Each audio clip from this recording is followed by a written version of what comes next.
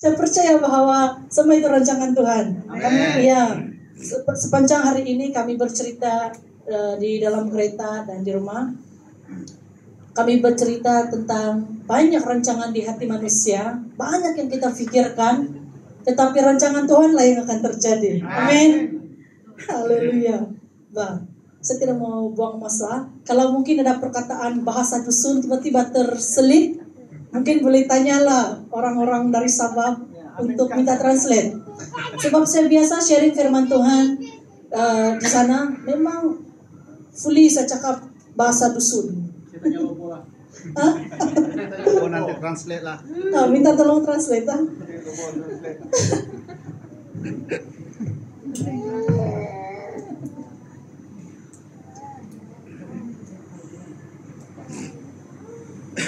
Oke, saya pun tidak sangka juga saya diberi kesempatan untuk pelayanan di tempat ini. Ini adalah satu kebanggaan. Ada telepon baru.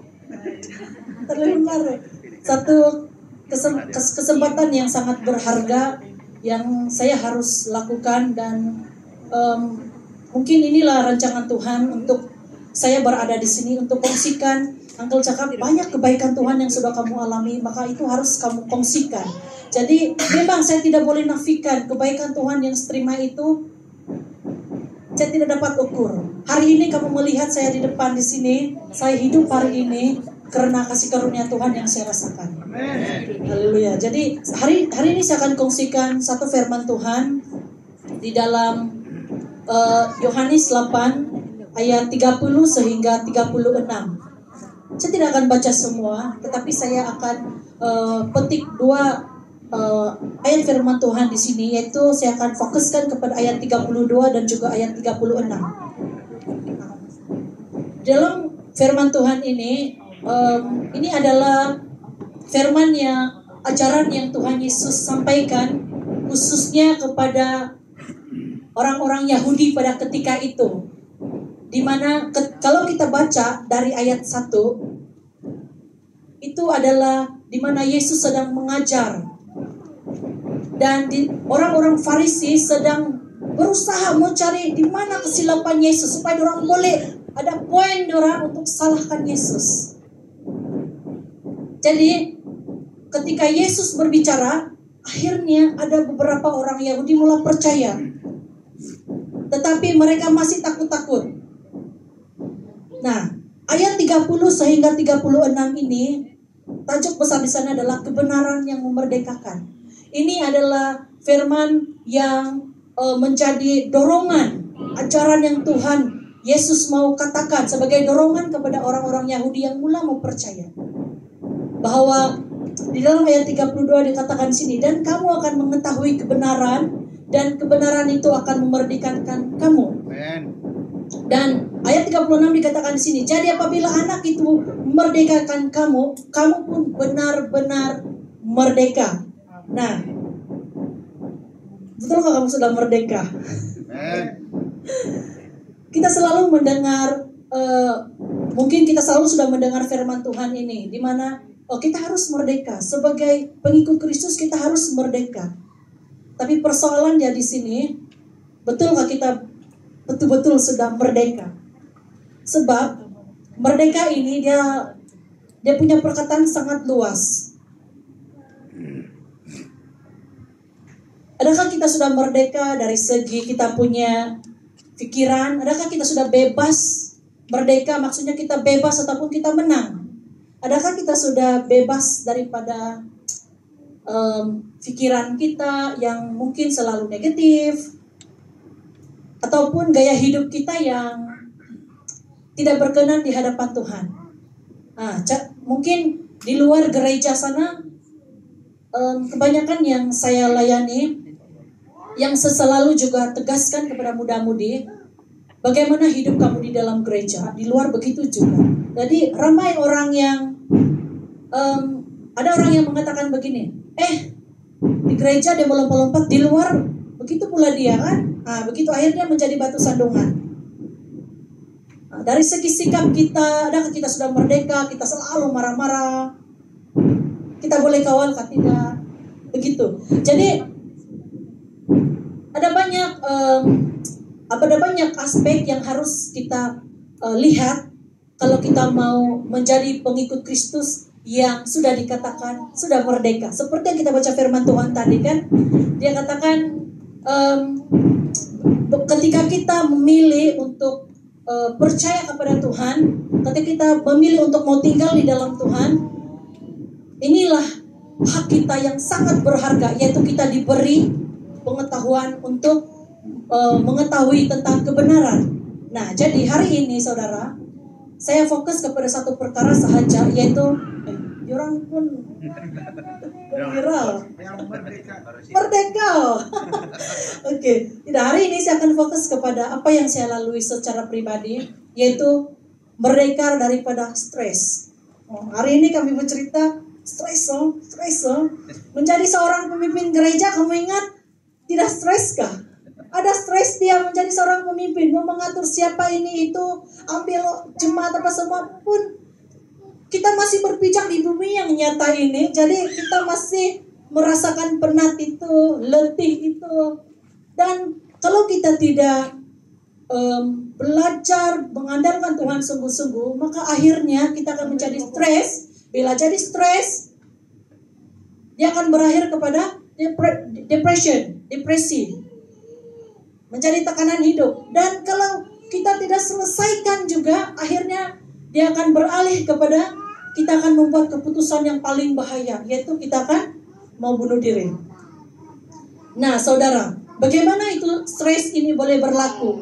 Sebab biasanya bermula daripada pikiran, dari pikiran turun ke hati.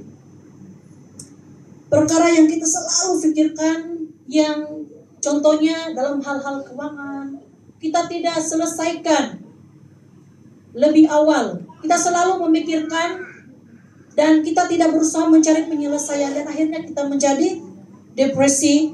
Dan akhirnya bila mula depresi, sudah mengurung diri, sudah kemurungan sudah, maka dia disitulah iblis cakap, bagus ke iblis selalu mencari lubuk di mana kelemahan kita. Nah, ada banyak punca stres ini saudara. Salah satu dia adalah macam yang kami cerita tadi, bukan senang hidup di sini, masalah keuangan. Memang bila kami berceritakan, saya pun tidak tahu macam mana mau cakap. Bukan senang, keluar mau pergi tandas pun bayar 2 ringgit, kan? Itulah kenyataan yang harus kita hadapi. Dan mungkin juga baru-baru ini ada rekan saya yang putus cinta, akhirnya dia depression, kan? Menjadi punca juga. Mungkin juga rasa bersalah daripada tindakan keputusan kita yang lalu. Mungkin pernah melakukan kesilapan dan akhirnya kita rasa bersalah. Dan punya fikir tapi tidak datang di hadapan Tuhan, itu akan menjadi punca depresi juga. Dan juga mungkin juga berpunca daripada kepimpinan. Bukan senang menjadi seorang pemimpin saudara. Tidak ada sokongan daripada jemaat, tidak ada sokongan daripada rekan pemimpin, juga boleh menjadi punca stres. Dan itu yang saya alami juga. Nah, punca yang kelima, mungkin kita berusaha membuat yang terbaik, tetapi kita tidak dapat. Itu yang saya lalui. Menjadi seorang cikgu pendidikan khas, saya ajar pendidikan khas, sangat mencabar sebenarnya. Macam yang kau cakap tadi, betul lah. Syok-syok saya limpaskan jalan begini, tiba-tiba berselisih dengan murid saya. Badan dia besar, tangan dia besar lagi, sebab dia ada masalah macam giant bah. Macam membesar semua tulang dia. Dia baru 7 tahun tapi besar dia hampir macam saya. Atau tangan dia itu menumbuk belakang saya macam mana? Hilang. Saya memang minta maaf dengan murid itu, sebab saya hilang kesabaran tuh, saya panas. Memang di situ, itulah yang saya tahu kebenaran firman Tuhan itu. Buah-buah roh harus murah hati, apalagi semua lemah lembut. ada penguasaan diri. Mau jadi lemah lembut seorang cikgu bukan senang, apalagi pendidikan khas. Saya selalu hilang sabar. Apalagi kalau murid-murid melompat-lompat non-stop sampai pulang, saya tidak sabar-sabar dia balik. Saya selalu begitu. Jadi akhirnya saya menjadi stres ketika saya ingat ke firman Tuhan. Saya mau lemah lembut. Saya mau cakap, sini duduk. Saya susah mau buat macam itu. Sangat sukar untuk saya jadi lemah lembut. Marah-marah. Mungkin juga ada di kalangan kita mungkin yang mungkin juga berhadapan dengan anak-anak, hilang terus kan kesabaran.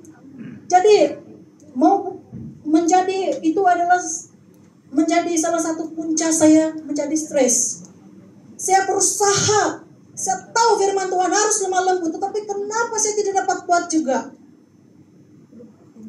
Saya jadi stres, tahu kebenaran firman Tuhan, tapi tidak dapat kuat. Nah, akhirnya saudara, apa yang terjadi dengan saya? Ini yang saya mau kongsikan, dan mungkin ada juga khususnya youth yang saya layani sebelumnya, Chandra Henley. Mungkin orang semua tahu,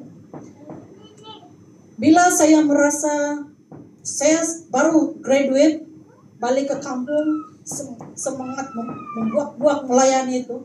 Tetapi kadang-kadang ada pemimpin yang tidak paham dengan apa yang kita coba kongsikan. Saya merasa tertekan. Saya melayani juga saudara, tetapi ketika saya duduk di depan, saya merasa kosong. Nah, ini sebagai seorang pemimpin gereja, kita tidak lari daripada hal-hal depresi. Sebab iblis kan selalu mencari lubuk. Maka saya tahu lubuk saya di sana. Itulah yang iblis nampak, maka dia serang. Sebab saya jenis yang selalu overthinking. Itulah kelemahan saya saudara. Jadi, nah, apa yang terjadi? Saya mula on off ke gereja. Saya mula kadang-kadang saya berkurung di bilik. Saya ke sekolah kerja, saya ketawa. Balik saya sendirian. Sebab berjauhan dengan husband juga. Masa itu belum kawin lah, single. Jadi saya satu orang di rumah. Saya mandi, terus masuk bilik, berkurung di bilik. Itulah yang saya selalu lakukan. Akhirnya saudara, dia menjadi stres yang saya tidak urus dengan baik. Saya tidak mencari penyelesaian yang baik. Akhirnya apa yang terjadi saudara? Saya berkurung di bilik, saya mula menangis yang saya pun tidak tahu apa yang saya sedang buat. Dan yang keputusan yang paling bahaya yang saya mula buat adalah saya berpikir macam mana saya boleh mati dengan cepat. Di dalam bilik, saya tutup lampu semua dalam kegelapan tuh. Saya berpikir, macam mana saya boleh mati ini? Ketika saya sedang menimbang bagaimana supaya saya boleh mati dengan cepat, tiba-tiba telepon saya berbunyi. Kawan yang sudah lama, Degipo, yang tidak kontak dengan saya, tiba-tiba telepon. Jacqueline, kau oke kah? Saudara, pertanyaan dia yang, Jacqueline, kau oke kah? Tiba-tiba macam saya terbangun. Saya sudah mula berpikir mau bunuh diri saya. Nah, pada masa itu saya sujud di hadapan Tuhan, saya berdoa, saya menangis, Tuhan ampuni saya. Saya mula sudah berpikir hal-hal yang tidak sepatutnya. Nah, dari sana saudara, saya mula perhatikan apa yang sebenarnya sudah terjadi. Sebab itulah sebelum saya tidur, saya akan selalu buat refleksi diri sendiri. Apa yang saya sudah buat sepanjang hari itu, apa yang baik, apa yang buruk, apa yang saya perlu lakukan, apa yang saya perlu perbaiki. Nah, itu kita perlu buat saudara selalu. Refleksi diri sebelum kita tidur. Nah, jadi daripada apa yang semua yang sudah saya lalui itu saudara, di situ saya belajar bahwa hak yang sangat istimewa yang kita sudah terima daripada Allah adalah kita tahu kebenaran itu. Ketika kita percaya Yesus, maka kebenaran yang Tuhan nyatakan itu adalah kita tahu janji-janji Allah di dalam firman Tuhan yang kita baca. Janji yang Tuhan katakan adalah tentang keselamatan dan tentang penyertaan Tuhan dalam hidup kita. Nah, macam mana saya mau overcome saya punya keadaan? Saya tidak jumpa second trick. Kawan saya pun, bila saya share dengan kawan saya, dia terkejut, kenapa kau tidak jumpa second trick? Saya beritahu, sebab saya ada dokter yang lagi hebat. Ketika saya baca firman Tuhan, saya dikuatkan, saya tahu janji Tuhan itu. Saya sangat dikasihi oleh Tuhan. Nah, bagaimana saya merdeka daripada stres saya, saudara? Perlu ada tindakan juga. Bagaimana kita mau mengatasi apapun yang datang dalam hidup kita yang boleh menjadi punca stres kita, ataupun yang boleh menjadi tekanan dalam hidup kita itu, kita perlu ada tindakan. Di dalam 1 Timotius 4 ayat 7 mengatakan, latihlah dirimu beribadah. Nah, kalau kita menjadi pengikut Kristus, tetapi kita tidak belajar melatih diri kita, sebab badan ini lemah, perlu dilatih. Perlu dilatih supaya kita menjadi kuat di hadapan Tuhan. Apa yang saya lakukan, saudara? Yang pertama, cari Yesus.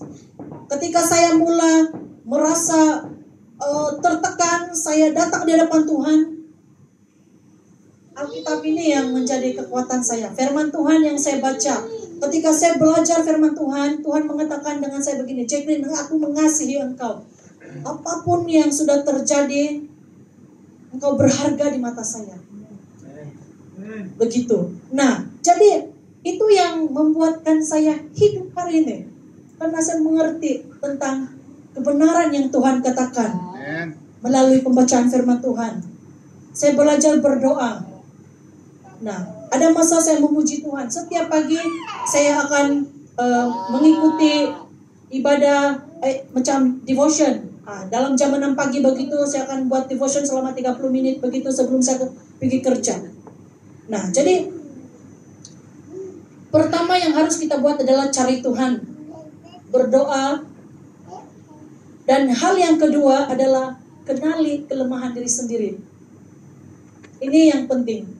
Sebab kalau kita tidak tahu di mana kita punya kelemahan, lubuk yang iblis boleh guna untuk menjatuhkan kita. Sebab ketika kita datang di hadapan Tuhan, iblis tidak senang melihat kita cari Tuhan, Bang. Iblis tidak senang melihat kita mau memuji Tuhan, mengagungkan nama Tuhan. Sebab itulah iblis akan berusaha setiap kita ini, apalagi orang yang aktif melayani Tuhan, iblis akan berusaha mau kasih jatuh orang-orang tersebut, berusaha mencari lubuk kelemahan dia supaya kita boleh rasa down, akhirnya meninggalkan Tuhan. Jadi bila kita sudah meninggalkan Tuhan, maka iblis akan bercuti di Hawaii. Dia tidak akan buat apa-apa kerja, sudah. So, kita sudah jauh daripada Tuhan.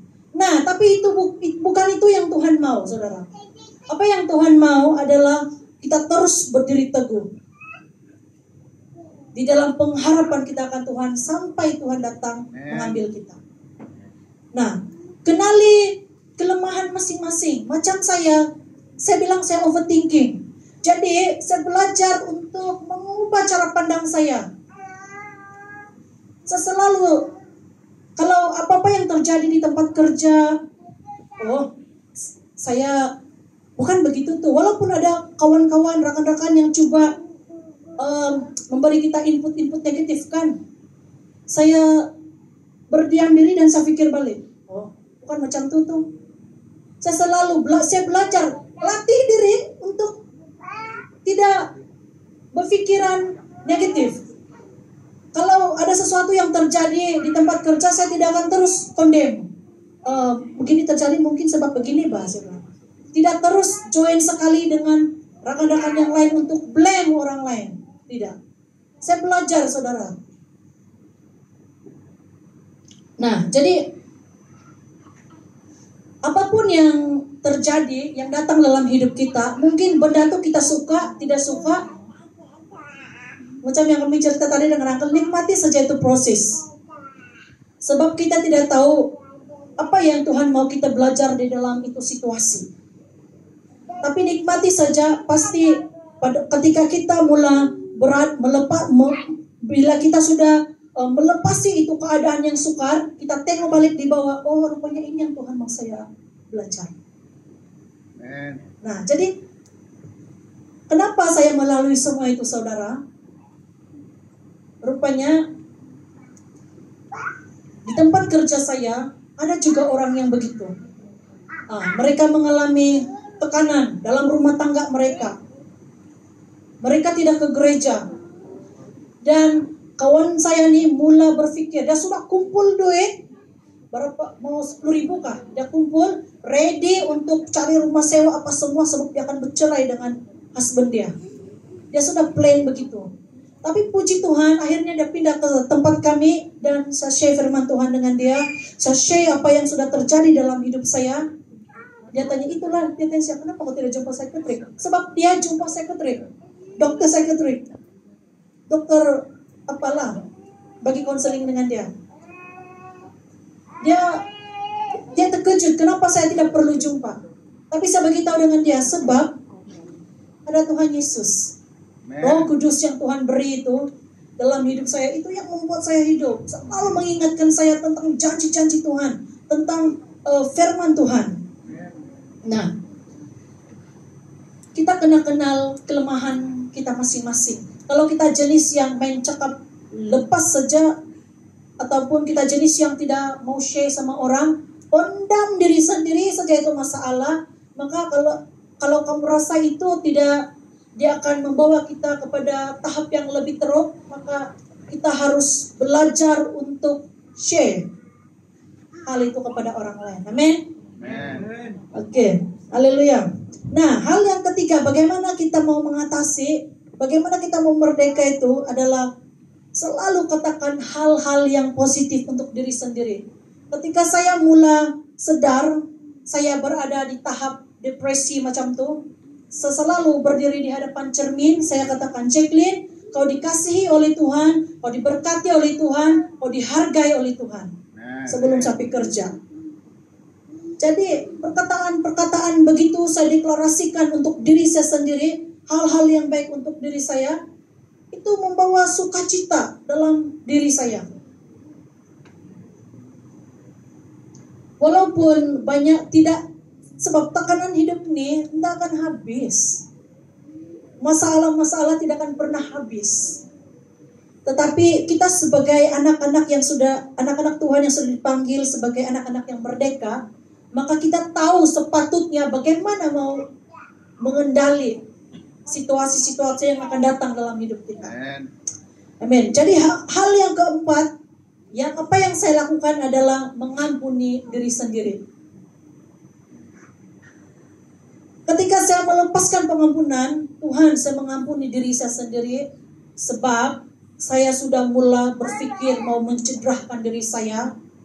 Saya mula lari daripada landasan Tuhan. Saya mula kepahitan. Sebenarnya segala kepahitan, rasa tidak diterima, rasa tidak disapot, apa semua, pikir-pikir sendiri akhirnya menjadi depresi itu sebenarnya. Jadi saya katakan, Tuhan, saya mengampuni diri saya.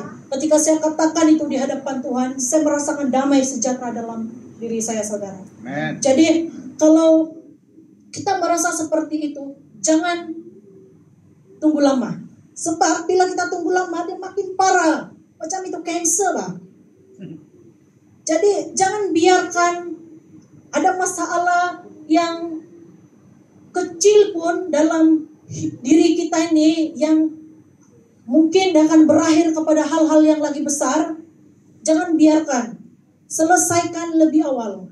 Nah, jadi saya katakan, Tuhan, saya mengampuni diri saya. Nah, ketika saya mengatakan seperti itu, saudara, kesan apabila saya belajar melatih diri saya untuk melakukan keempat tadi, saya dipulihkan. Tapi tidak bermaksud, saudara, iblis tidak datang balik. Sebab saya tahu itu kelemahan saya. Tapi saya boleh mengatasinya karena saya tahu kebenaran ini. Yaitu saya sangat dihargai, saya sangat dikasihi oleh Tuhan.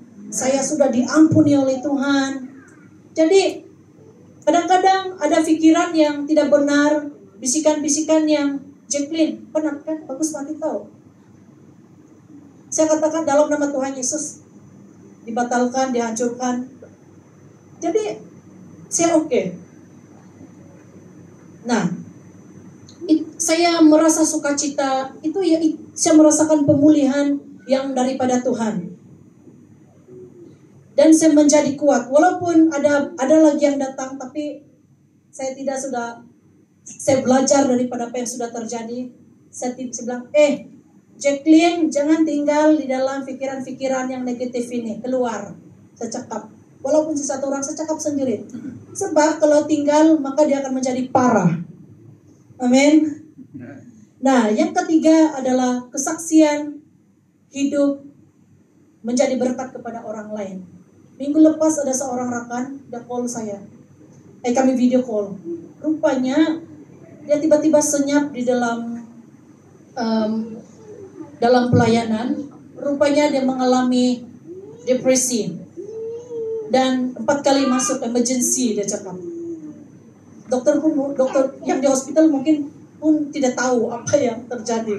Patutnya jumpa dokter sekretari kan, dia pergi emergency itu. Nah, dia bila saya tahu dia begitu, saya share dengan dia apa yang sudah terjadi, dan akhirnya dia message saya, Jacqueline, macam mana kamu boleh atasi? Nah, ini yang saya share dengan dia. Jadi setakat ini dia mulai aktif sudah di dalam grup jabatan kuasa kami. Dia mulai timbul. Maksudnya ada perubahan lah. Daripada sebelumnya kan senyap. Tiba-tiba. Yang orang yang tiba-tiba. Yang maksudnya dia aktif. Tiba-tiba senyap kan. Para pemimpin harus alert. Kita kena tengok. Mana tahu ada sesuatu yang sedang terjadi. Dia happy kah? Dia sedih kah?